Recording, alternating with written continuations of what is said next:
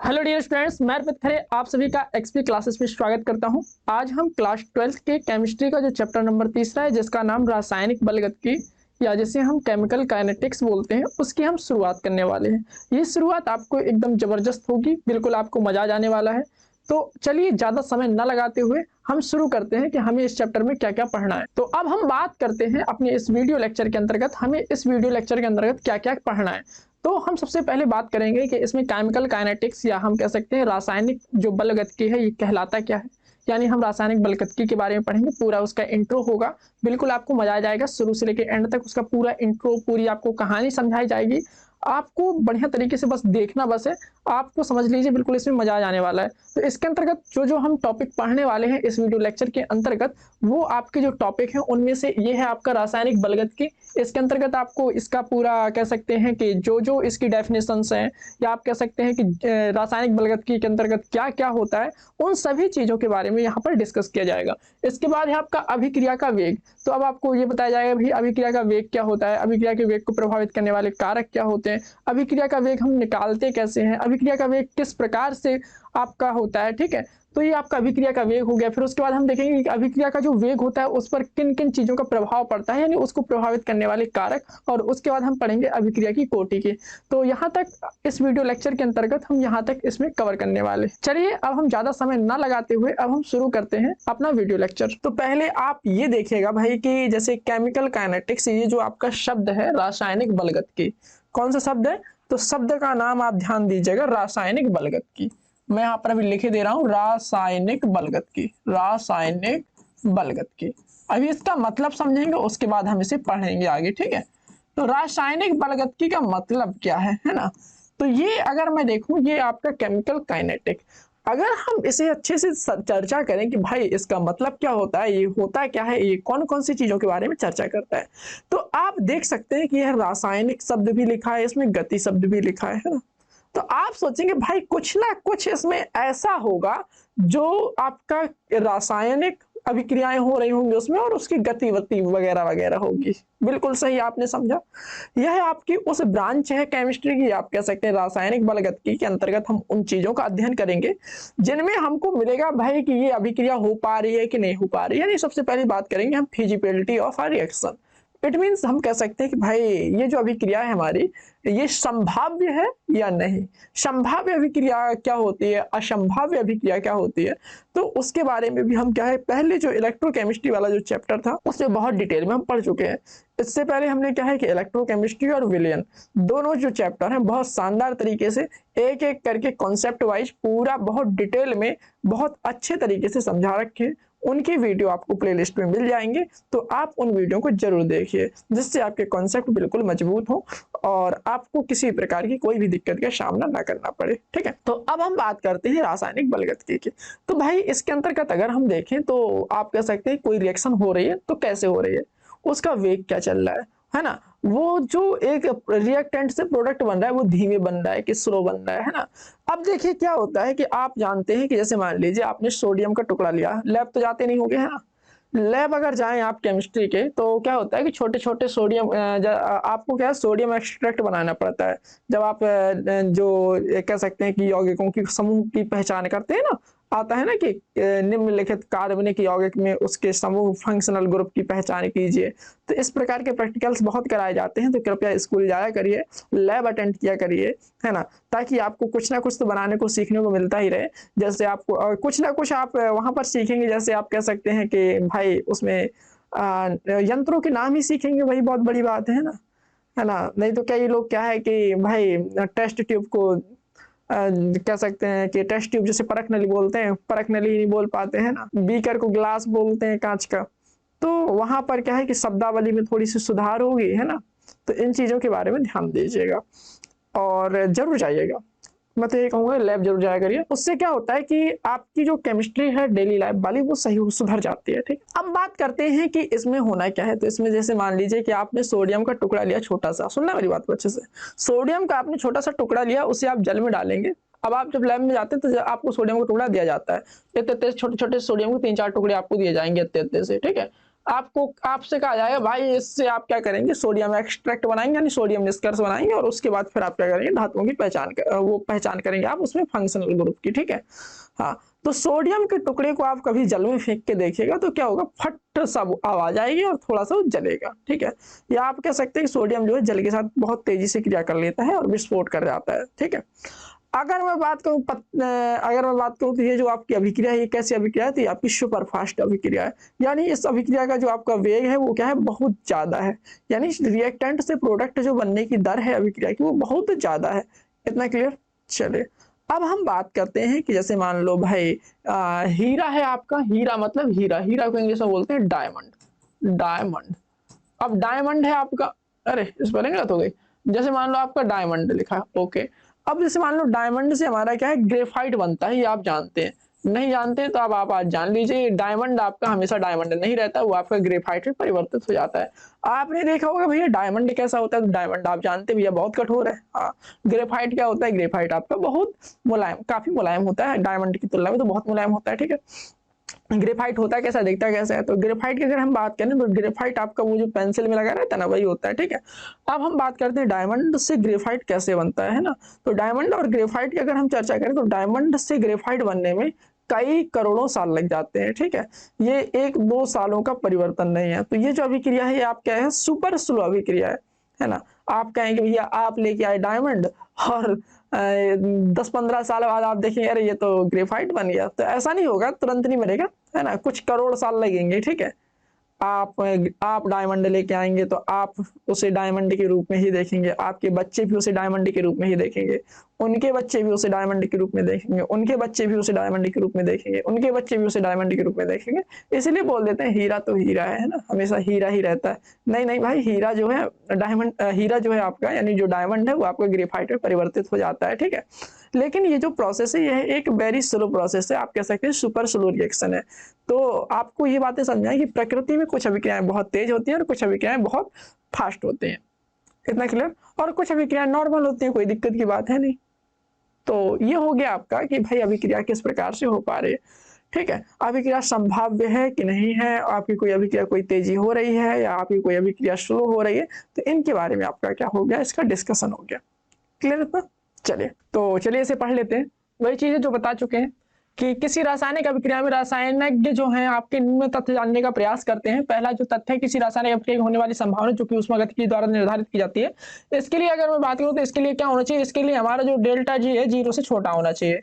ये हम पढ़ चुके थे कि रासायनिक अभिक्रिया कब जब संभाव्य होती है, तो तब संभाव्य होती है जब हमारी जो है डेल्टा जी यानी आप कह सकते हैं गिब्स मुक्त ऊर्जा माइनस में होती है। किस सीमा तक अभिक्रिया होगी, इसे रासायनिक साम्य से निर्धारित किया जा सकता है। ओके, अभिक्रिया का वेग या अभिक्रिया द्वारा साम्य अवस्था में पहुंचने में लगने वाला समय। ओके, और अगला है आपका केमिकल रिएक्शन को पूर्ण रूप से समझने के लिए अभिक्रिया की संभाव्यता तथा सीमा के साथ साथ उसके वेग और आपको उसके निर्धारित करने वाले कारकों को जानना भी समान रूप से क्या होगा, आपको उपयोगी होगा। इतना क्लियर, कोई दिक्कत। चले अब हम बात करते हैं अपने अगले टॉपिक की, जिसका नाम है हमारा अभिक्रिया का वेग, रेट ऑफ रिएक्शन, ठीक है। तो अभिक्रिया के वेग के लिए अगर हम चर्चा करें तो भाई देखो, कुछ अभिक्रियाएं ऐसी होती हैं कि जो आपकी बहुत तेजी से हो रही होती है, ओके, और कुछ अभिक्रियाएं होती हैं बहुत स्लो हो रही होती है। जैसे बहुत तेजी से आपका जैसे सोडियम को पानी में फेंक दो, बहुत तेजी से होगा, ठीक है। और जैसे बहुत स्लो है तो बहुत स्लो के लिए आप क्या करेंगे कि भाई हीरा से आपका ग्रेफाइट बनना, ठीक है। अगर हम मध्यम प्रकार की देखें, जैसे आप शक्कर को पकड़ के पानी में घोल रहे हैं या स्टार्च का आप जल अपघटन कर रहे हैं, तो आपकी मध्यम टाइप की हो जाएगी अभिक्रिया, ठीक है। अब हम इन चीजों के बारे में चर्चा करते हैं, आखिर ये अभिक्रिया का जो वेग है या अभिक्रिया की जो दर है वो हम कैसे डिपेंड करते हैं, कैसे हम निकालते हैं। तो हम इसे छोड़ते हैं अभिक्रिया के वेग को, हम साधारण वेग के बारे में समझते हैं। साधारण वेग के लिए क्या था हमारा कि भाई हमारा क्या था कि भाई जब हमारी दूरी के साथ साथ जब समय परिवर्तन हो रहा होता है, तो दूरी परिवर्तन जो आपका विस्थापन में जो परिवर्तन की दर थी वही आपका वेग कहलाता था। तो ऐसे यहाँ पे होगा, यहाँ पे क्या होगा, यहाँ पर जैसे मान लो हमारा रिएक्टेंट से प्रोडक्ट बन रहा है, समझना मेरी बात को। यहाँ ये आपका रिएक्टेंट है, रिएक्टेंट मतलब जो अभिक्रिया करता है, यानी आप कह सकते हैं अभिकर्मक, ठीक है। और अभिकर्मक से हमारा क्या बन रहा है, उत्पाद बन रहा है, या कह सकते हैं आप अभिकर्मक से हमारा क्या बन रहा है, प्रोडक्ट, या जैसे हम बोलते हैं उत्पाद। ओके, उत्पाद बन रहा है, सुनना अच्छे से। देखो, अभिकर्मक से उत्पाद बन रहा है, तो जब हमारा अभिकर्मक से उत्पाद बनेगा तो इस परिस्थिति में क्या होगा कि अभिकर्मक की मात्रा में क्या होगा, कमी आएगी। ऑब्वियसली अभिकर्मक की मात्रा में क्या आएगी, कमी आएगी, बिल्कुल आएगी, क्यों नहीं आएगी, और उत्पाद की मात्रा में वृद्धि होगी। ठीक है, तो मान लेते हैं कि पहले जो था हमारा अभिकर्मक जो है हमारा R1 था और उत्पाद जो हमारा P1 था। कुछ समय बाद हमने देखा, यानी मान लो डेल्टा टी समय बाद देखा भैया हमारा अभिकर्मक हो गया R2 और उत्पाद हो गया हमारा P2। अगर अब हम देखें भाई इसका जो वेग होगा वो क्या होगा, तो उसके बारे में हम चर्चा करते हैं कि इस अभिक्रिया का जो वेग होगा, पहले आप देखिएगा कि इसका जो या तो आप इसके वेग को अगर हम चर्चा करें तो यहाँ पर आप लिख सकते हैं कि रेट ऑफ रिएक्शन या अभिक्रिया का अगर हम वेग देखें तो ये क्या हो जाएगा आपका कि भाई इसका परिवर्तन विद रिस्पेक्ट टू टाइम। तो देखो अभिकर्मक जो है हमारा, रिएक्टेंट जो है हमारा वो घट रहा है, पहले आपका R1 था, कुछ समय बाद फिर आपका घट जाएगा, R2 हो जाएगा, तो R1 फिर घट गया, तो यहाँ पर आप लिख सकते हैं माइनस, आप यहाँ पर लिख सकते हैं कि R2 माइनस R1 बटे डेल्टा टी। ओके, और या फिर आप कह सकते हैं प्रोडक्ट के टर्म में लिख लो, तो भाई आ जाएगा आपका P2 minus P1 upon delta T. चाहे आप इसे ऐसे लिख लो, चाहे आप इसे ऐसे लिख लो, ऐसे नहीं लिखना तो ऐसे लिख लो, डेल्टा R बटे delta T equal to the delta P बटे डेल्टा टी। आई बात समझ में?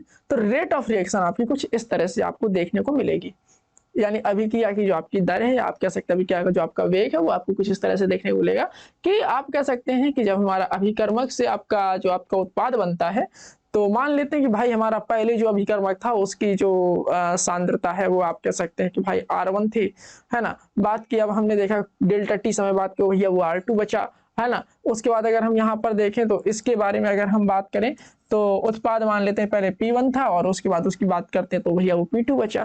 तो यहाँ पर अगर हम देखें तो रेट ऑफ रिएक्शन कुछ इस तरह से होता है। ठीक है, अब आप कहीं यहाँ पर माइनस लगाया, बगल वाले में माइनस नहीं लगाया, तो यहाँ पर माइनस लगाने का यही मतलब है कि भाई जो है जो आई चीज वो आपकी बिल्कुल बैलेंस हो, क्या है कोई मतलब उसके साथ मजाक ना हो, है ना।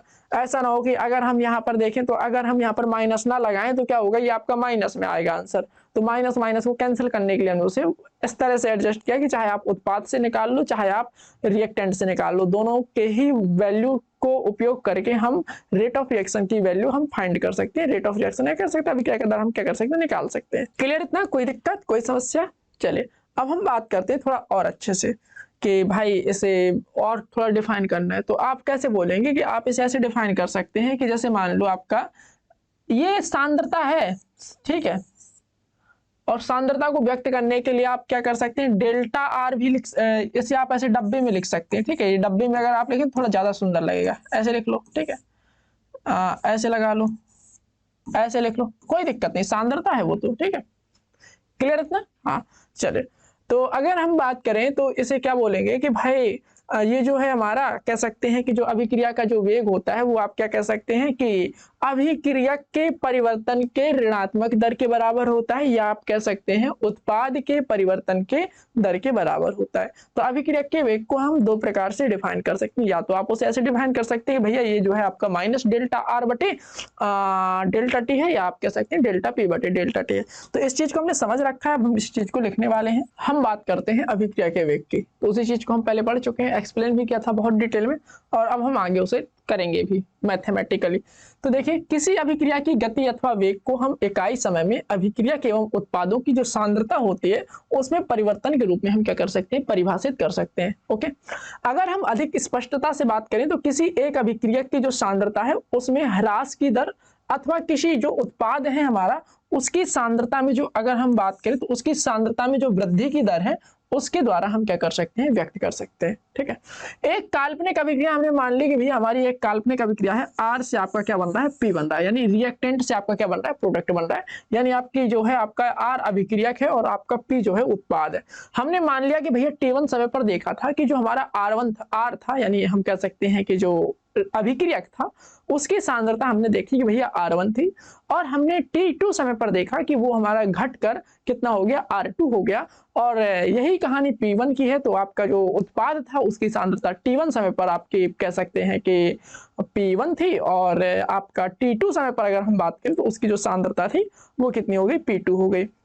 अब ये आपकी बढ़ जाएगी, उत्पाद बढ़ेगा और अभिक्रिया क्या है आपका घटेगा। मैं आपको यहाँ पर ग्राफ के माध्यम से दिखाने का प्रयत्न करूंगा। ठीक है, देखिए यहाँ पर आप अच्छे से देखिएगा, मैं यहाँ पर ग्राफ बना रहा हूं। ये हमारा ग्राफ सांद्रता और समय के बीच में होगा, काहे के बीच में, सांद्रता और समय के बीच में। सांद्रता को अंग्रेजी में बोलते हैं कॉन्सेंट्रेशन, यहां पर आप लिख सकते हैं कॉन्सेंट्रेशन, और समय को इंग्लिश में लिखते हैं टाइम। ठीक, सांद्रता और समय के बीच में ये ग्राफ होगा आपका, और यहां पर मैं देखता हूं कि ये उत्पाद क्या है। तो उत्पाद की चर्चा हम बाद के करेंगे, पहले हम चर्चा करते हैं अभिक्रियक की। तो अभिक्रियक हमारा पहले ज्यादा था, लेकिन समय जब हमारा शून्य था तो क्या कहानी चल रही थी, तो हमारा धीरे धीरे ये क्या है आपका, धीरे धीरे आपका घटता गया और आपका कुछ ऐसे हो जाएगा। तो ये हो गया, ये हमारा ग्राफ है, ये हमारा ग्राफ दिखाएगा अभिक्रियक को। तो यहाँ पर आप लिख सकते हैं ये हमारा ग्राफ है अभिक्रियक की।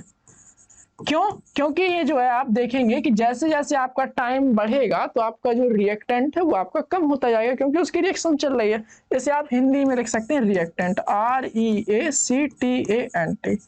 ओके, अब बात आती है भाई उत्पाद की क्या कहानी होगी, है ना। उत्पाद तो देखो पहले भैया, पहले तो बना ही नहीं होगा, है ना। उत्पाद आपका बिल्कुल जीरो से शुरू होगा, धीरे धीरे धीरे धीरे धीरे धीरे धीरे आपका बढ़ना शुरू होगा। उत्पाद को आप, अब आप उत्पाद का ग्राफ देखना कैसे बनेगा। ये आपको उत्पाद का ग्राफ है, क्या ग्राफ है, उत्पाद का, प्रोडक्ट का। ठीक है, तो रिएक्टेंट यानी अभिक्रियक को अगर हमने देखा तो अभिक्रियक की कहानी ऐसी चल रही है, उत्पाद की कहानी ऐसी चल रही थी, आपका ग्राफ है। अब आप इस ग्राफ में स्पष्ट रूप से देख रहे हैं जैसे जैसे समय बढ़ रहा है रिएक्टेंट की सांद्रता यानी अभिक्रियक की सांद्रता धीरे धीरे धीरे धीरे कम होती जा रही है। आप यहां पर देखेंगे इस ग्राफ पे कि जैसे जैसे आपका समय बढ़ता जा रहा है आप देखेंगे कि भाई हमारा जो अभिक्रियक है उसकी सांद्रता क्या हो रही है, उसकी सांद्रता भी आपकी क्या हो रही है, घटती जा रही है। ओके, लेकिन जैसे ही उत्पाद वाले ग्राफ को आप देखेंगे तो जैसे जैसे समय बढ़ता जा रहा है उत्पाद का ग्राफ ऊपर चढ़ता जा रहा है, दैट इज इसकी सांद्रता बढ़ती जा रही है। तो अगर मैं बात करूं कि भाई R1 की अगर मैं बात करूं तो वो ज्यादा होगा, R2 की वैल्यू क्या होगी, कम होगी, क्योंकि जो हमारा अभिक्रियक है वो आपका क्या है कि समय के साथ साथ घट रहा है। तो अगर मैं बात करूं अभिक्रियक के सांद्रता में परिवर्तन, तो ये आपका यहाँ पर लिख लेते हैं अभिक्रियक की प्रारंभिक सांद्रता। तो यहाँ पर लिख लेते हैं अभिक्रियक को हम हिंदी में रिएक्टेंट बोलते हैं, रिएक्टेंट, है ना, कि T1 समय पर सांद्रता कितनी हमारी R1, अभिक्रियक की T2 समय पर सांद्रता, T2 समय पर, तो वो हो जाएगी आपकी R2। अगर मैं बात करूं अभिक्रियक का सांद्रता परिवर्तन, अभिक्रियक की सांद्रता परिवर्तन, तो वो हो जाएगी आपकी R2 माइनस R1 कर सकते हैं, कोई दिक्कत नहीं है। ठीक है, माइनस में लगाना पड़ेगा। ठीक है, चलिए इसी प्रकार उत्पाद में तो यहाँ पर लिख सकते हो उत्पाद की सांद्रता परिवर्तन। तो उत्पाद की पहले सांद्रता थी आपकी P1 और बाद की आपकी सांद्रता हो गई P2। तो यहाँ पर लिखेंगे उत्पाद की सांद्रता परिवर्तन, तो ये हो जाएगा आपका P2 माइनस P1। ठीक है, अब हम बात करते हैं अभिक्रिया की सांद्रता परिवर्तन की दर पर, है ना। तो यहाँ पर लिखते हैं अभिक्रिया का वेग that is equal to the उत्पाद की सांद्रता परिवर्तन का दर, उत्पाद की सांद्रता परिवर्तन की दर, या आप इसी को लिखेंगे सांद्रता परिवर्तन की दर, या आप यहाँ पर वृद्धि हो रही है उत्पाद में तो यहाँ पर लिख सकते हैं वृद्धि। ठीक है, और यहाँ पर आप लिखेंगे अभिक्रियक के सांद्रता में ह्रास की दर। ओके, तो अगर मैं यहाँ पर वेग देखूं तो ये आपका उत्पाद के लिए क्या आ जाएगा, पहले आपका P2 था, अब आपका P1 हो गया बटे डेल्टा टी। ओके, और इसके लिए आपका माइनस आपको बाहर लेना पड़ेगा, और ये आप यहाँ पर लिखेंगे पहले आपका R2 था, सॉरी R1 था, अब आपका R2 बचा, तो यहाँ R2 माइनस R1 बटे आप लिखेंगे डेल्टा टी। ओके, इसे अगर मैं सही से लिखूं तो इसे आप लिख सकते हैं डेल्टा कॉन्सेंट्रेशन ऑफ उत्पाद बटे delta T, delta concentration of reactant बटे डेल्टा टी। तो ये है आपकी अभिक्रिया का वेग। अगर मैं अभिक्रिया का वेग देखूं तो यहाँ पर आप लिख सकते हैं जो हमारा अभिक्रिया का जो वेग आया वो कैसा आया, तो यहाँ पर मैं लिख दे रहा हूं अभिक्रिया का जो वेग आया हमारा, अभिक्रिया का वेग, तो वो आया हमारा डेल्टा पी यानी डेल्टा कॉन्सेंट्रेशन ऑफ पी बटे delta T that is equal to the minus delta concentration of reactant upon delta T. अब मैं बात करूं अभिक्रिया के वेग का, भैया मात्रक क्या होगा, ये जो आपका डेल्टा पी जो आपका दे रखा है ये है आपकी सांद्रता, तो यानी उत्पाद की सांद्रता। सांद्रता का मात्रक होता है मोल प्रति लीटर, है ना, नीचे सेकंड लगा है। अगर हम टाइम को सेकंड में लेते हैं तो अभिक्रिया के वेग की मात्रक क्या होता है भाई, तो अभिक्रिया का वेग का मात्रक यहाँ आप लिख सकते हैं। अभिक्रिया के वेग का मात्रक क्या होगा, देखो ये हो जाएगा आपका मोल प्रति लीटर, है ना। हाँ, ये हो जाएगा आपका मोल प्रति लीटर प्रति सेकंड। यहाँ पर आप लिख सकते हैं मोल प्रति लीटर प्रति सेकंड। ओके, आंसर लिखने की जरूरत ही नहीं। क्लियर इतना? तो ये हो गया आपका अभिक्रिया का वेग। अब जैसे प्राचीन काल में हम पढ़ते थे फिजिक्स में क्लास 11 में, है ना, क्या 11 का तो भूल ही गए, है ना, फिजिक्स तो बिल्कुल नहीं है याद। हाँ चलो, कक्षा 11 में हम पढ़ा करते थे, कक्षा 9 में, कक्षा 10 में। तो उसमें 2-3 प्रकार के लोग आते थे। जब हम वेग पढ़ते थे, चाल पढ़ते थे, तो क्या आता था उसमें, आता था आपका कि भाई इसका तात्क्षणिक वेग क्या होगा, है ना, इसका औसत वेग क्या होगा। आया आया याद नहीं आया? चलो मैं आपको समझाता हूँ। तो बात करते हैं तात्क्षणिक और औसत क्या होता है, ठीक है। तो क्लास 11 के फिजिक्स में हमने पढ़ रखा था, या 9th में भी पढ़ा था, 10th में पढ़ा था, तात्क्षणिक और औसत में क्या डिफरेंस होता है। मैं आपको ही बता रहा हूँ। जैसे आप मान लीजिए ये आपका, मान सकते हैं कि आपका डिस्टेंस और टाइम ग्राफ है। मान लेते हैं कि ये आपका, कह सकते हैं कि भाई डिस्टेंस है और ये आपका टाइम है, ठीक है। सुनना अच्छे से। आपका वाहन कुछ इस तरह से चल रहा है, ऐसे ऐसे, है ना। रुको मैं थोड़ा अच्छा और सुंदर तरीके से बनाता हूँ। आपका वाहन कुछ ऐसे चल रहा है, देखो ऐसे चल रहा है। पहले आपका ऐसे था, ऐसे गया, फिर आपका ऐसे, फिर आपका ऐसे, फिर आपका ऐसे, फिर आपका ऐसे, इस तरह से चल रहा है। सुनना, यहां पर अगर हमने देखा तो यहां से यहां तक वो आपका चला, लेकिन यहां पर आपका रुका रहा। फिर आपका यहां पर चला, फिर आपका यहां रुका रहा, फिर आपका यहां चला, फिर आपका यहां रुका रहा। सुनना, मान लो यहां से यहां तक चला आपका, ये मान लो आपका 5 है जी, मान लो आपका 10 है जी, मान लो आपका 15 है, ठीक है, कोई दिक्कत नहीं है जी, सब सही है ना। अब देखो यहाँ पे मान लो 5 है, तो ये मान लो आपका क्या चल रहा है, ये आप मान लीजिए भाई आपका 2 सेकेंड है ना। ये मान लो आपका 4 सेकेंड चल रहा है, ये मान लो आपका 6 सेकेंड है, ठीक है। अब मैं आपसे कहूं कि यहां से लेकर यहां का आप औसत बताइए, तो औसत कैसे निकालते थे? औसत वेग कुल दूरी बटे कुल समय, ठीक है। कुल दूरी कितनी? तो यहां से यहां तक का आपका डिस्टेंस में आप घटाएंगे तो आपका निकलेगा 10 - 5, और टाइम घटाएंगे आपका तो आएगा आपका 2 - 0। बस कुछ नहीं करना, यही आपका औसत में करना है। तो औसत में अगर मैं बात करूं तो औसत में आपको कुछ नहीं करना। औसत अगर रेट ऑफ रिएक्शन है तो यहाँ आर एवरेज लिखना है, यानी आपका औसत अभिक्रिया का वेग है। और इसकी अगर जो वैल्यू होती है वो आपकी पीछे वाले के बराबर होती है, जो आपका ये निकाला था ना, डेल्टा पी बटे डेल्टा टी और डेल्टा आर बटे डेल्टा टी। तो इससे आप ऐसे लिख सकते हैं डेल्टा आर बटे डेल्टा टी, और यहाँ पर आपका जो डेल्टा आर है वो आपका रिएक्टेंट के कॉन्सेंट्रेशन में परिवर्तन है। और यहाँ पर अगर मैं बात करूँ तो हो जाएगा आपका डेल्टा पी बटे डेल्टा टी। ओके, आई बात समझ? नहीं आई? आ गई होगी, ठीक है। वही चीज है पुरानी वाली, ठीक है। अब हम बात करते हैं तात्क्षणिक अभिक्रिया की जो दर होती है, यानी आर जो तात्क्षणिक है वो कैसा होता है। तो यहाँ पर आर तात्क्षणिक, तो आर तात्क्षणिक की अगर मैं बात करूं, आर इंस्टेंटेनियस की बात करूं तो वो कैसा होगा। तो उसकी अगर मैं बात करूं तो वो भैया तात्क्षणिक कैसे निकलता है। तो तात्क्षणिक के लिए मैं यहाँ पर आपको बढ़िया तरीके से दिखाता हूँ क्या होता है। देखो ग्राफ के माध्यम से सुनिएगा। ये मान लो कुछ ऐसे चल रहा है, ये आपका कॉन्सेंट्रेशन है ना, और ये मान लो टाइम है, ठीक है। ओके, और प्रोडक्ट का बना दूं तो ये आपका प्रोडक्ट का ग्राफ है। ओके, अब हमें इसके लिए तात्क्षणिक के लिए बात करनी है। तो तात्क्षणिक के लिए हमें उसी पॉइंट पे देखना पड़ता है, तो उस पे हम क्या करते हैं, स्लोप खींचते हैं। अगर हम इस पर स्लोप खींचेंगे, यानी इस पर हम क्या करते हैं, टेंजेंट ड्रॉ करते हैं। क्या करते हैं? टेंजेंट, या आप कह सकते हैं टेंजेंट को हिंदी में बोलते हैं स्पर्श रेखा। तो उस बिंदु पर हम क्या करते हैं, स्पर्श रेखा खींचते हैं। और स्पर्श रेखा की बात अगर हम देखें तो अगर हम बात करें तो उस बिंदु की जो स्लोप होती है, क्या स्लोप यानी उस बिंदु की जो प्रवणता होती है वही आपको क्या करती है, प्रदर्शित करती है आपका इंस्टेंटेनियस रेट ऑफ रिएक्शन को। तो अगर मैं तात्क्षणिक अभिक्रिया के दर की बात करूं तो आपको कुछ नहीं करना है, आपको उसका अवकलन कर देना है, कहानी खत्म, ठीक है। हाँ, ज्यादा नहीं सोचना है। तो यहां पर आप लिखेंगे अवकलन कर रहे हैं डी आर बटे डी टी। ओके, अच्छा लग रहा है? हाँ, और यहां लिखेंगे डी पी बटे डी टी। हाँ, डी पी वही है, ठीक है, प्रोडक्ट वाला। क्या समझ रहे थे? क्लियर इतना? तो औसत अभिक्रिया की अगर मैं दर की बात करूं तो वो आपकी कुछ ऐसी होती है। और आप अगर बात करें कि भाई तात्क्षणिक अभिक्रिया की जो दर होती है वो आपकी कुछ इस तरह से दिखाई देती है। Now moving to next part. अब बात आती है कि किसी भी अभिक्रिया जो हमारे पास दे रखी है हम उसके रेट ऑफ रिएक्शन को कैसे प्रदर्शित करते हैं। ठीक है, यानी हम किसी भी अभिक्रिया के रेट ऑफ रिएक्शन को कैसे दिखाएंगे, अभिक्रिया की दर को कैसे प्रदर्शित करेंगे। ठीक है, तो अगर मैं बात करूं तो अभिक्रियाएं कई प्रकार की होती हैं। पहली अभिक्रियाएं तो हम उनकी चर्चा करेंगे कि जिनमें हमारा स्टोइकियोमेट्री जो कॉफिशिएंट है या स्टोइकियोमेट्री गुणांक है उसकी वैल्यू अगर हमारी 1 है तो उसे हम कैसे दर्शाते हैं, और अगर उनकी वैल्यू 1 नहीं है तो उन्हें हम कैसे दर्शाते हैं।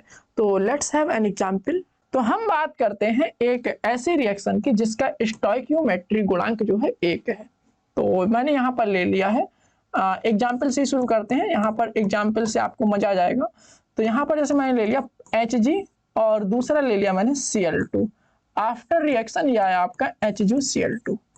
ठीक है, स्टोइकियोमेट्री गुणांक का मतलब ये होता है कि इनके साथ आपका कुछ नहीं होना, इसके साथ जो आपका व्यक्ति रहता है इसके साथ वाले को हम बोलते हैं स्टोइकियोमेट्री गुणांक।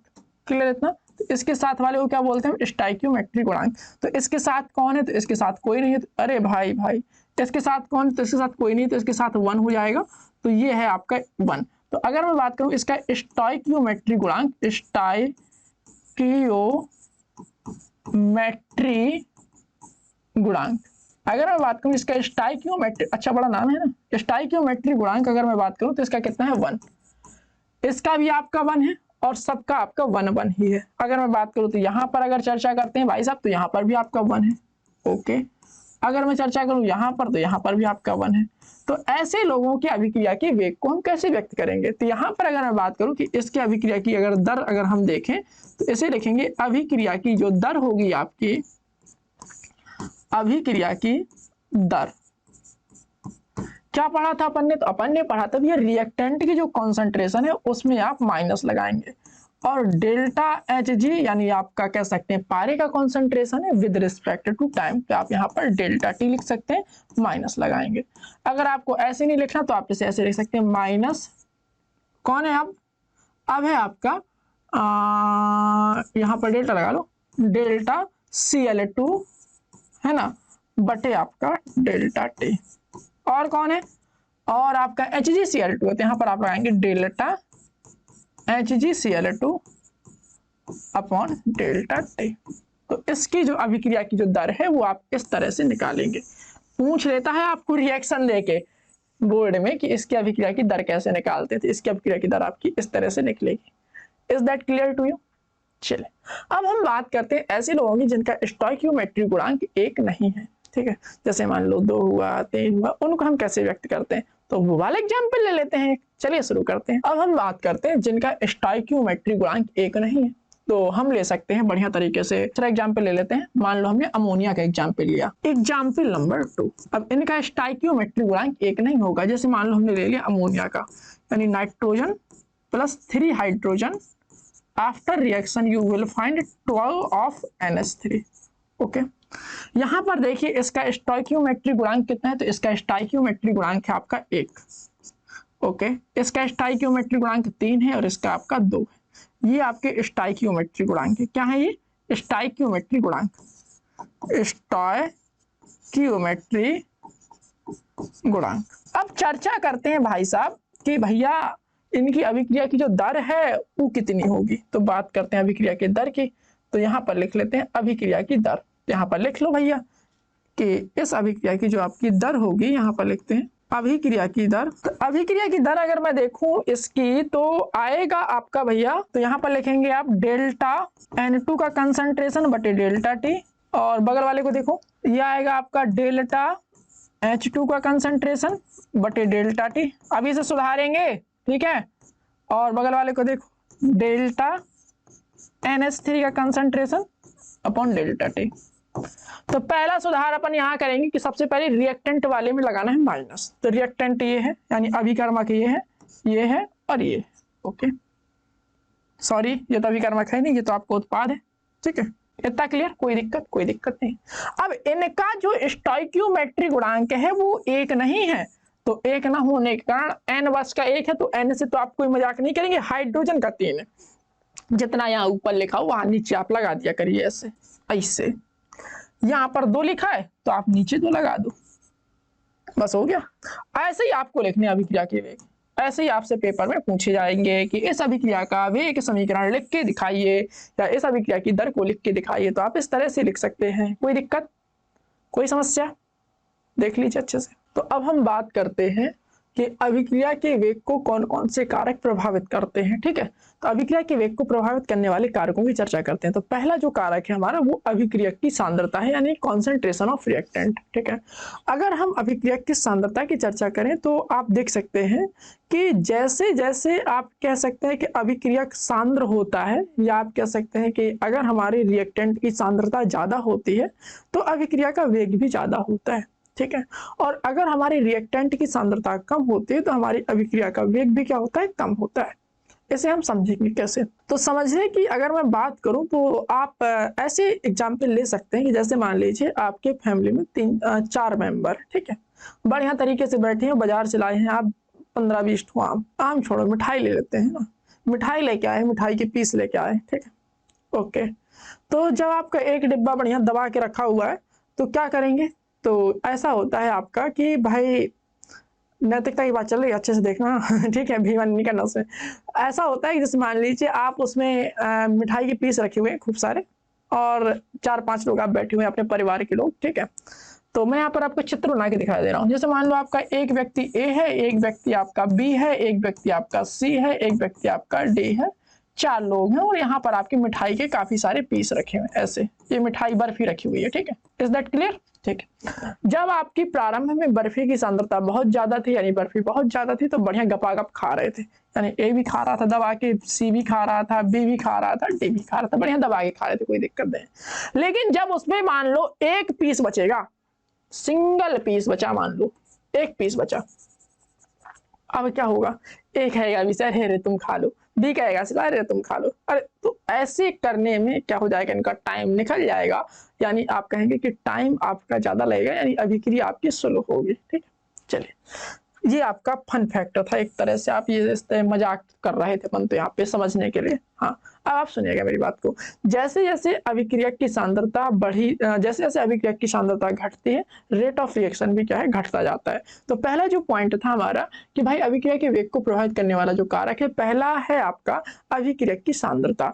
अगर आपकी अभिक्रिया की सांद्रता कम होती जा रही है तो वो आपका क्या है, रेट ऑफ रिएक्शन क्या हो जाएगा, कम हो जाएगा। दूसरा आप कह सकते हैं भाई अभिक्रिया का फेज, यानी अगर अब हम देखेंगे भैया जो अभिक्रियक है वो सॉलिड फेज में है कि आपका लिक्विड फेज में है कि आपका कह सकते हैं चूरन के फॉर्म में है ना, पाउडर के फॉर्म में है ना।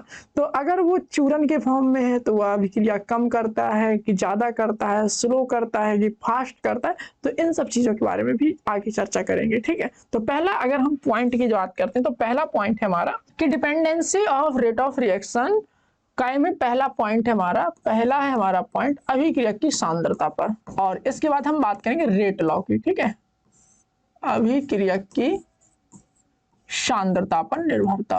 ओके, तो अभिक्रिया की सांद्रता पर कैसा इनका निर्भरता है ये अपने को देखना है। ठीक, तो वही मैंने बताया कि भाई जैसे जैसे सांद्रता बढ़ेगी, सॉरी सांद्रता बढ़ेगी तो क्या घटेगी ना, रिएक्शन चल रही है, जैसे जैसे सांद्रता घटेगी तो आपका अभिक्रिया का वेग क्या होगा, घटेगा।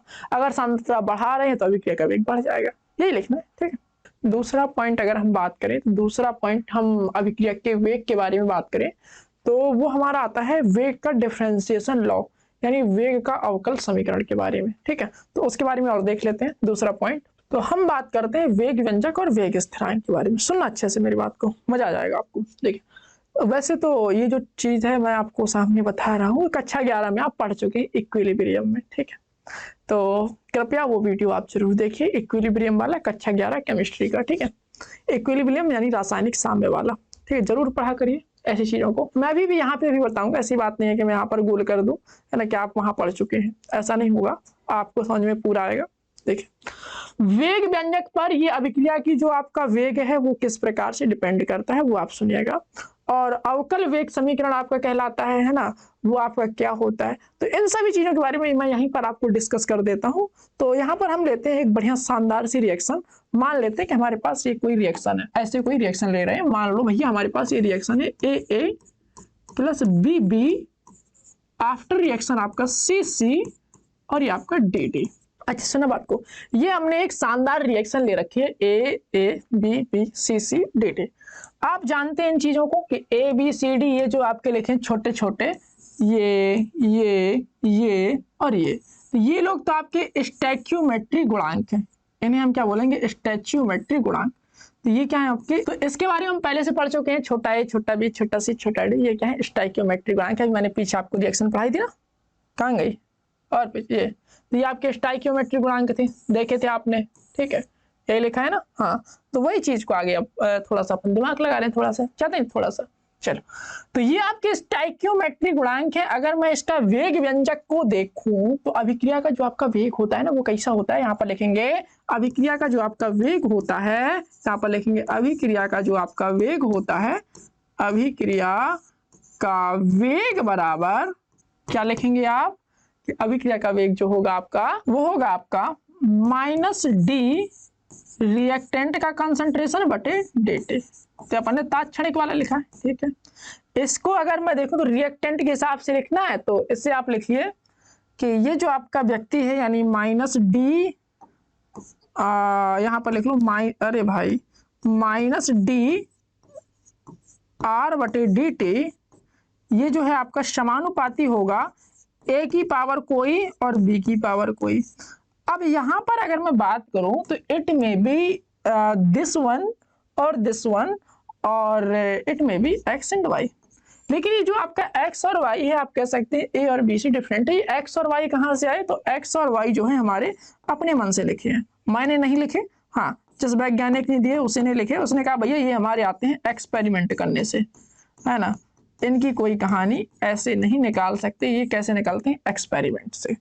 ओके, अब हम ये समानुपाती का चिन्ह हटाएंगे। बचपन से पढ़ते आ रहे हैं, कोई ना कोई नियतांक आता है। उन्होंने कहा आता है। तो जब हम समानुपाती का चिन्ह हटाएंगे तो हमारा एक शानदार नियतांक आएगा जिसे हम बोलते हैं वेग स्थिरांक। तो ये आपका ऐसे D R by D T लिख लो, है ना। ये समानुपाती का चिन्ह हटाओ तो ये हो जाएगा आपका वेग स्थिरांक, और ये हो जाएगा आपका ए की पावर एक्स, और ये हो जाएगा आपका बी की पावर वाई। ओके, तो ये है आपका वेग व्यंजक। तो ये है आपका वेग व्यंजक। तो यहां पर लिखेंगे ये हमारा है वेग व्यंजक। और k को अगर मैं बात करूं तो k हमारा वेग स्थिरांक। क्या है k? तो k है हमारा वेग स्थिरांक, और ये जो है हमारा ये वेग व्यंजक है। और ये वेग व्यंजक का कौन सा समीकरण है? ये आप कह सकते हैं कि डिफरेंशियल फॉर्म में है। तो यहाँ पर लिखेंगे ये है आपका डिफरेंशियल समीकरण है। तो यह है आपका किस फॉर्म में? तो ये आप बोल सकते हैं कि भैया ये जो है आपका डिफरेंशियल फॉर्म में है। तो यह है आपका वेग व्यंजक का डिफरेंशियल समीकरण है। ऐसे डिवाइड कर दो, है ना। तो यहाँ पर लिख सकते हैं वेग व्यंजक का अवकल समीकरण। वेरी गुड, समझ आई बात की नहीं आई?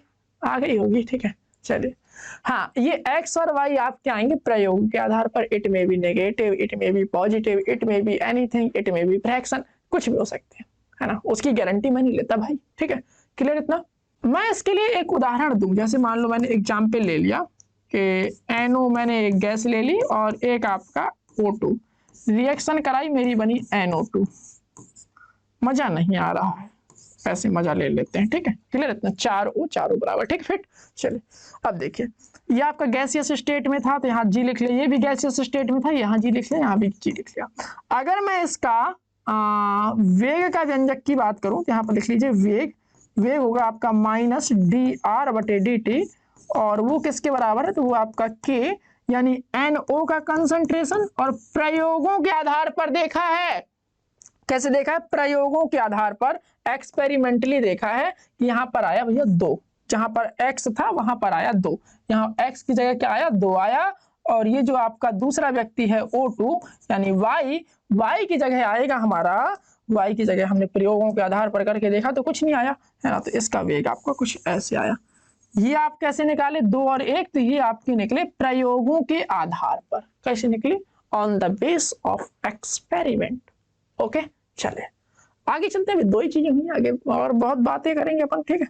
चलिए, आपको लग रहा होगा ऐसा आपने बढ़िया सा एग्जाम्पल दे दिया और निकल लिए, है ना, कि ये वाला आपने बढ़िया सरल सा एग्जाम्पल दे दिया जिसमें आपका कह रहे हैं आप ये फिट हो रहा है, कोई दिक्कत की बात नहीं है। तो आप सब जगह ना फिट करना। चलो मैं आपको एक अनफिट वाला देता हूँ, है ना। दूसरा उदाहरण लो, एग्जाम्पल नंबर 2। मैं आपको एक रिएक्शन देता हूँ, ये है आपका क्लोरोफॉर्म। और क्लोरोफॉर्म की रिएक्शन आप कराइए क्लोरीन से, यू विल सी दैट कि आपका क्या बनेगा, तो आपका बनेगा CCl4 यानी कार्बन टेट्राक्लोराइड। और क्या बनेगा आपका, और क्या बनेगा, और बनेगा आपका हाइड्रोजन क्लोराइड HCl। अब आप मारे चक्कर में मारे खुशी के ऐसे ना लिख देना कि अभिक्रिया का वेग, जैसे हमने पीछे लिखा था ना, मैं भी आपको बताता हूँ, है ना। यहाँ पर आप ऐसे नहीं लिख देना कि अभिक्रिया का वेग बराबर, अभिक्रिया का वेग बराबर, आप ऐसे नहीं लिख देना जैसे यहाँ पर लिखा है। क्या लिखेंगे, यहाँ पर आप लिखेंगे -dr/dt that is equal to, ऐसे मत लिखना, यहाँ पर ऐसे नहीं लिखना कि CHCl3 कौन है इसका स्टोइकियोमेट्रिक गुणांक 1, तो आप यहाँ पर 1 लिख दें और यहाँ पर आप क्या लिख दें 1। ऐसा करने से आपका क्या हो जाएगा, गलत हो जाएगा, ठीक है, क्योंकि ये आता नहीं है। आप कहेंगे पीछे तो लिखा था, पीछे जो है ना एक्सपेरिमेंट के आधार पर देखा था, प्रयोग करके देखा तो तुरंत ही आया था। तो यहाँ हमने प्रयोग करके देखा तो यहाँ हमारा कुछ और आया, तो उस चीज को हम यहाँ पर लिखने का प्रयास करते हैं। तो यहाँ पर आप देखिएगा, यहाँ पर हमने प्रयोगों के आधार पर देखा, तो यहाँ पर जो है हमारा 1 और 1 ना आकर यहाँ पर आता है आपका, यहाँ पर आएगा आपका 1 और यहाँ पर आएगा आपका 1/2, ठीक है। ये जो आपके 1 और 1/2 आए हैं, ये कहाँ से आए हैं, ये आए हैं आपके प्रयोगों के आधार पर, on the basis of experiment. यहाँ पर लिखेंगे प्रयोगों के आधार पर आए हैं, ऐसी हवा में नहीं लिख रहे, प्रयोगों के आधार पर। अब कैसे प्रयोग किए, तो अपन ने लैब में जाके प्रयोग किए हैं, ठीक है। अब लैब में अपन प्रयोग करते नहीं है, ठीक है, क्लियर इतना, हाँ आई बात समझ में। आप सोचेंगे आपको कैसे पता चलेगा, है ना। यहाँ पे देखिए, ये आपके लिए जो है, आपको ये कह सकते हैं कि आपको जब एक्सपेरिमेंटली हमने प्रूव किया तो हमारा ये निकल के आया कि भाई इसके लिए अगर हम देखें तो इस तरह से होता है। अब देखो यहाँ पर अगर मैं बात करूं तो आप प्रयोगों के आधार पर देखा था कि यहाँ पर 2 और 1 ही आ रहा था, कोई दिक्कत नहीं है। मैंने सोचा कि आपकी कंफ्यूजन ऐसे ना बढ़े कि भाई आप यहाँ पर 1 और 1 लिख दें तो आपको मतलब थोड़ा मजा ना आए, है ना। चलो मैं आपको एक एग्जाम्पल और लेता हूँ, एग्जाम्पल नंबर 3। एग्जाम्पल की कमी नहीं है अपने पास, ठीक है, बहुत एग्जाम्पल है, कॉन्सेप्ट आपको समझ में आना चाहिए, है ना। मोर एग्जाम्पल यू विल सीखेंगे, है ना, जितने एग्जाम्पल आप सीखेंगे आपको उतना ही अच्छा कॉन्सेप्ट समझ में आएगा। तो अपने को यहाँ से ये समझ में आया कि भैया ये जो चीजें हैं, ये चीजें इन पर नहीं डिपेंड करती, इनके गुणांकों पे, ठीक है, क्लियर। हाँ चलिए मैं आपको दूसरा उदाहरण लेके दिखाता हूँ। CH3COOC2H5 अपना एस्टर है, जिसका अपन जल अपघटन कर रहे हैं। आने तो दो ऑर्गेनिक केमिस्ट्री, आपको ऐसी ही रिएक्शन पढ़ाऊंगा, आपको मजा आ जाएगा, ठीक है। यहाँ पर अगर हम बात करें तो आएगा आपका CH3COOH, ओके, और ये आपका OH इसके साथ चिपक जाएगा तो ये हो जाएगा आपका C2H5OH। तो ये आपका अगर मैं बात करूं, और ये आपका कुछ इस तरह से बनेगा, कोई समस्या नहीं, कोई समस्या नहीं भाई। अब अगर मैं बात करूं भाई कि इसकी कह सकते हैं कि वेग को लिखना है, तो वेग को कैसे लिखेंगे, तो वेग को लिख के देखते हैं आपके अकॉर्डिंग इसका वेग कैसा होना चाहिए। तो यहाँ पर लिख लेते हैं इसका जो वेग होगा, यहाँ पर आप लिख लो D रिएक्टेंट बटे dt, और ये आपका होना चाहिए, कौन है, ये है CH3COO, पूरा क्यों नहीं आ रहा, C2H5 और यहाँ पर 1 और H2O यहाँ पर आपका 1, according to you, according to me, ठीक है। लेकिन जब हम प्रयोगों के आधार पर देखते हैं तो ये जो है यहाँ पर ऐसा नहीं आकर यहाँ पर आता है आपका 0, ओके। तो अब तो आप समझ गए कि यहाँ पर 1 और 0 कैसे आया। तो 1 और 0 ये जो दोनों लोग आए हैं वो आए हैं आपके प्रयोगों के आधार पर। कैसे आए हैं, प्रयोगों के आधार पर। अपना नोट्स जरूर बनाएं, PDF तो आपको मिल जाएगी, लेकिन क्या है ना कि जब आप पढ़ने बैठेंगे तो मजा नहीं आएगा उस हिसाब से, है ना। क्या है कि जब नोट्स को आप टच करके पढ़ते हैं तो आपको मजा अलग ही रहता है ना। यही सलाह है कि नोट्स जरूर बनाया करें। तो इसी पर अगर मैं बात करूं तो अभी हमें एक टॉपिक पढ़ना है, दैट इज अभिक्रिया की कोटि, ठीक है। यहाँ पर देखिएगा ये हमारा वेग नियम था, ठीक है। तो वेग नियम पर जो ये हमारा x और y आपके चढ़े हुए हैं, घात में लगे हुए हैं, तो क्या बोलेंगे कि जो वेग नियम है हमारा, उसमें जो हमारे अभिक्रियक हैं उनकी जो सांद्रता पर घातांक लगी हुई है, सुनना अच्छे से, वेग नियम में, क्या वेग नियम में जो हमारा अभिक्रियक है, ओके, उसकी सांद्रताओं पर जो घात लगी हुई है, ओके, उसके सम को यानी उसके योगफल को हम उस अभिक्रिया की क्या कहते हैं, कोटि कहते हैं। अलग से डेफिनेशन आपसे पूछ ली जाती है हर बार, तो इसलिए ये आपके लिए बहुत इंपॉर्टेंट है। लिख लेंगे ना अपने मन से, क्या लिखेंगे कि वेग नियम में, ओके, वेग नियम में जो हमारे अभिक्रियक हैं, ओके, उनके सांद्रताओं के ऊपर जो घातें चढ़ी हुई हैं, उनके सम को यानी उनके योगफल को अभिक्रिया की कोटि कहते हैं। चलिए लिखते हैं। तो आप समझ तो चुके हैं कि कोई आपका वेग नियम चल रहा है ना। वेग नियम में जो अगर मैं बात करूं तो अभिक्रिया की जो सांद्रता है, ओके, उसमें अगर हम बात करते हैं कि जो घातें चढ़ी होती हैं अभिक्रियकों के ऊपर, उनके योगफल को हम बोलते हैं अभिक्रिया की कोटि।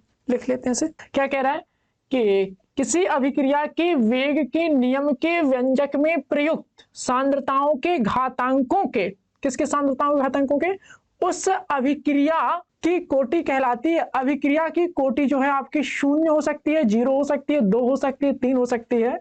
और आप कह सकते हैं अगर आपकी 0 कोटि की अभिक्रिया है तो उसका मतलब यह है कि अभिक्रिया का वेग अभिक्रियकों की सांद्रता पर निर्भर नहीं करता। वही मैं आपको बता रहा था कि अगर कोई अभिक्रिया है उसके वेग नियम में व्यंजक में जो प्रयुक्त है, आप कह सकते हैं अभिक्रियक, ये आपका रह गया है ना, रुको, अभिक्रियक की सांद्रताओं, किसी अभिक्रिया के वेग नियम में प्रयुक्त अभिक्रियक की सांद्रताओं के घातांकों का योग उस अभिक्रिया की कोटि कहलाता है। अभिक्रिया की कोटि आपकी 0, 1, 2, 3 और आप कह सकते हैं भिन्नात्मक भी हो सकती है। ठीक है, तो अगर हम बात करें यहाँ पर कि अभिक्रिया का, जैसे मान लो हम वेग ऐसे लिखते हैं, अभिक्रिया का वेग, हम मान लो अभिक्रिया हम ये वाली लिए हैं, ठीक है, तो अभिक्रिया का वेग क्या था, तो ये था हमारा a की पावर x और b की सांद्रता की पावर y, ओके। तो अगर हम यहाँ पर कोटि देखें कि इसकी भाई कोटि क्या होगी, तो यहाँ पर लिखेंगे इस अभिक्रिया की कोटि, और मेन बात यह कि अभिक्रिया की जो कोटि है आपकी धनात्मक, ऋणात्मक, शून्य कुछ भी हो सकती है। ये आपकी शून्य, धनात्मक, ऋणात्मक कुछ हो सकती है। तक क्लियर? और शून्य कोटि का अभिक्रिया का मतलब और समझाए दे रहे हैं। शून्य कोटि का अभिक्रिया में क्या होगा आपका, शून्य कोटि की अभिक्रिया में क्या होगा आपका, x प्लस वाई आपका क्या होगा, 0 होगा। यानी ये आपका 0 कब होगा, जब आपके स्टैक्योमेट्रिक गुणांक आपके 0 होंगे। और ये आपके 0 कब होंगे, तो ये 0 आपके तब होंगे जब आपका कहेंगे कि जो आपका वेग है वो आपका इस तरह से जब 0 होगा तो आपकी कुछ कहानी ऐसे आएगी, ओके। अब ऐसे आने का मतलब क्या है कि भाई ये जो है आपका सांद्रता पर निर्भर कर ही नहीं रहा। कहाँ कर रहा है, सांद्रता पर निर्भर। ठीक है, तो आप इसे ऐसे लिख सकते हैं। समझ में आई बात? चलिए एक सवाल देखते हैं सर। तो पहले वाले की अगर मैं कोटि की बात करूं तो इसकी जो कोटि होगी वो क्या आएगी, तो कोटि के लिए सीधे सीधे आपको क्या करना है, ये जो आपके पावर है जोड़ देने, 1/2 1/2 प्लस 3/2 यानी आधा प्लस 1.5 बराबर 2। तो यानी ये अभिक्रिया कितनी कोटि की है, तो द्वितीय कोटि की अभिक्रिया है। कितनी कोटि की, तो यहाँ पर लिखेंगे द्वितीय कोटि की, यानी इस अभिक्रिया की जो कोटि है वो कितनी है आपकी, द्वितीय कोटि की, ओके। और इसके लिए देखो, तो इसके लिए अगर मैं बात करूं तो इसके लिए अगर हम कोटि को देखें तो वो आएगा आपका 3/2 प्लस और कौन है, -1। 3/2 से आपका 1 गया तो आपका आएगा 1/2, यानी आपकी अर्ध कोटि की अभिक्रिया है। ठीक है, क्या है ये, अर्ध कोटि की अभिक्रिया। एक बार फिर कहूंगा आपसे कि नोट्स बनाते रहिए, ठीक है, पढ़ाई करते रहिए, क्योंकि नोट्स नहीं बनाएंगे तो आपको बहुत दिक्कत होगी रिवीजन के टाइम पे। हालांकि ये PDF मिल जाएगी आपको, ठीक है।